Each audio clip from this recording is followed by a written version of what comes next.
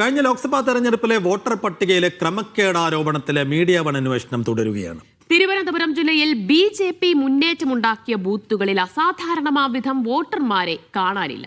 നേമം, വട്ടിയൂർക്കാവ് മണ്ഡലങ്ങളിൽ 10,000-കണക്കിന് ആളുകളെ കണ്ടെത്താനായിട്ടില്ലെന്നാണ് കേന്ദ്ര തെരഞ്ഞെടുപ്പ് കമ്മീഷന്റെ തന്നെ SIR കണക്കുകൾ വ്യക്തമാക്കുന്നത്.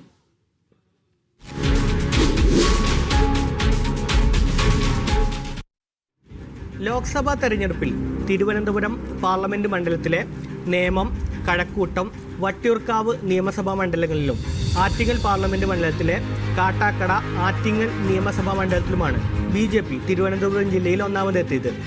തീവ്ര വോട്ടർ പട്ടിക പരിഷ്കരണത്തിന്റെ വിവരശേഖരണം അവസാനിച്ചപ്പോൾ ഈ മണ്ഡലങ്ങളിലാണ് ഏറ്റവും കൂടുതൽ വോട്ടർമാർ പുറത്തുപോയതായി വിവരങ്ങൾ പരിശോധിക്കുമ്പോൾ നമുക്ക് കാണാനാവുക.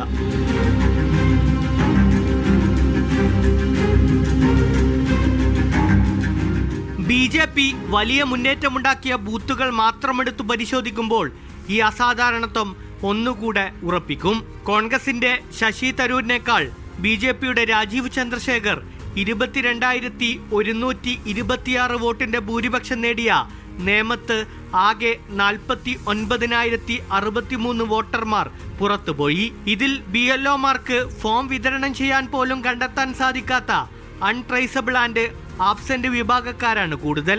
നേമത്ത് 1, 2, 4, 6, 10 എന്നീ 5 ബൂത്തുകൾ മാത്രമെടുക്കുമ്പോൾ 941 വോട്ടർമാരെയാണ് അൺട്രേസബിൾ ആൻഡ് ആബ്സെന്റ് വിഭാഗത്തിൽ കണ്ടെത്താനാകുക. സ്ഥിരമായി താമസം മാറിയവരുടെയും എന്യൂമറേഷൻ ഫോം വാങ്ങാൻ വിസമ്മതിച്ചവരുടെയും കണക്ക് വേറെ.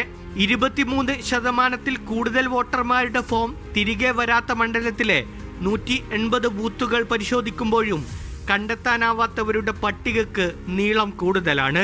BJP ഒന്നാമതെത്തിയ വട്ടിയൂർക്കാവ്, കഴക്കൂട്ടം മണ്ഡലത്തിലും സ്ഥിതി മറിച്ചല്ല. വട്ടിയൂർക്കാവിലെ നാലാഞ്ചിറയിലുള്ള 14-ാം ബൂത്തിൽ 511 പേരുടെ ഫോം തിരികെ വരാത്തതിൽ 292 പേർ അൺട്രേസബിൾ ആൻഡ് ആബ്സെന്റ് വിഭാഗത്തിലാണ്. വട്ടിയൂർക്കാവ് മണ്ഡലത്തിൽ 51,163 പേരുടെ ഫോമുകൾ തിരികെ വന്നിട്ടില്ലെന്നതും ദുരൂഹത വർദ്ധിപ്പിക്കുന്നു.